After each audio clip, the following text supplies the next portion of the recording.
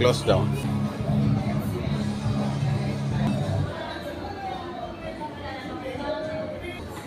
May hindi sa 68 ang net cash niya. unsa may kanang kuan niya, kanang malubat siya o pila ka kilometer. 75 kilometer di pulo to dapitan, katulo siya kadto dapitan sentro, katulo po siya kabalik diri, aya siya manubat. De makonsumot sa bill sa kuryente kay chargeable ra man ni siya. Every charge niya 20 to 25 pesos only ang ma-deduct sa inyong bill sa kuryente. Okay.